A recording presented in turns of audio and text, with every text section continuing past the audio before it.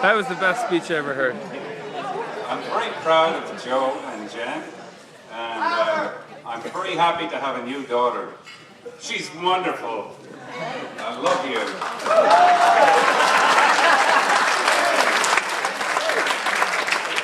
Joey D, as everybody knows him, was a handful growing up. And, you know, I always wished, and I know Mary did the same, that we had at least one kid that would be a little nerd who spent his time in the library. We got none of those. And Joey D was a very imaginative kid. He found ways to beat the system, and he continues to. And I'm just going to tell you a few edited anecdotes. I'm not going to tell some really bad ones.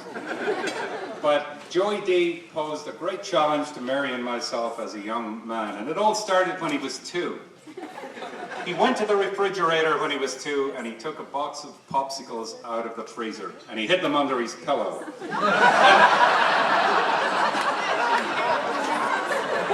And when we discovered the mess the following day, I was not very happy, but I got over it.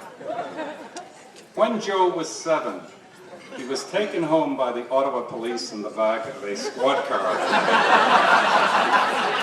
He had lit a fire behind the elementary school.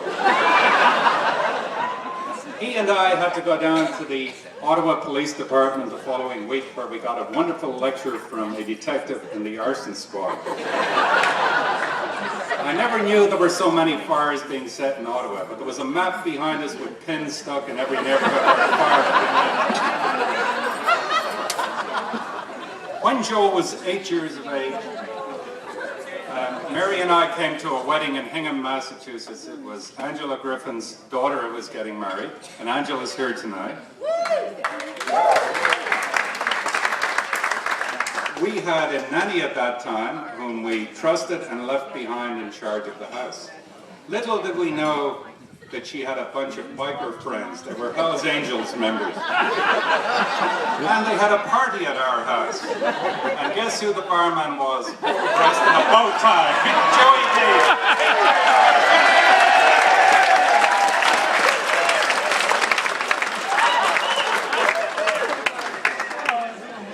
When Joe was 9, 10, and 11, he aspired to be a quarterback in the NFL. He played Pop Warner football in Ottawa. And he came down one summer to a football quarterback camp in Long Island with Don Bain and Michael Bain. And Boomer Esiason was the guy leading the camp. And Joey D came back from there and he was certain that he was going to be like his hero, Jim McMahon. It didn't work out because he turned out to be a skinny kid and he wasn't big enough. But he never gave up. Now, Joey D got through high school. Along the way, there were some rumblings, but we managed to get him graduated. Off he went to Rollins College. And 2 weeks after he was at Rollins, I go out to the backyard and I noticed the car that Joe had. He wasn't allowed to take a car with him his freshman year.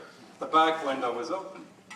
And there was a bunch of squirrels living in his car. And I don't know if you've ever gotten the smell of squirrel urine, but it ain't pretty. And this was a new car, and I was outraged. So I picked up the phone, and I called Joe down in Florida. It was 7 a.m.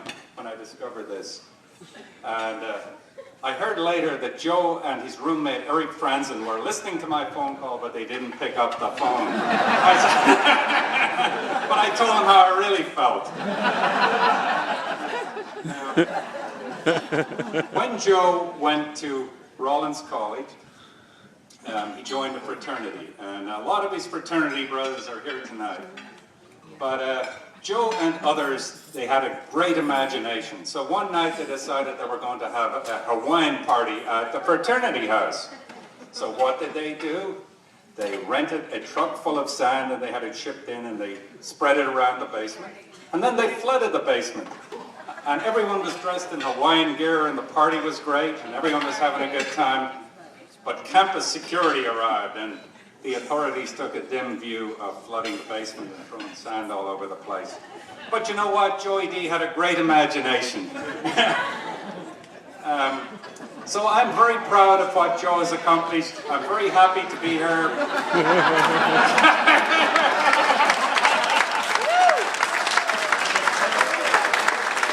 Joey D, in the Irish sense, is a real character, and anybody from Ireland knows what that means. So I want everybody to raise a toast to the bride and groom, to Jennifer and Joey D. Hey!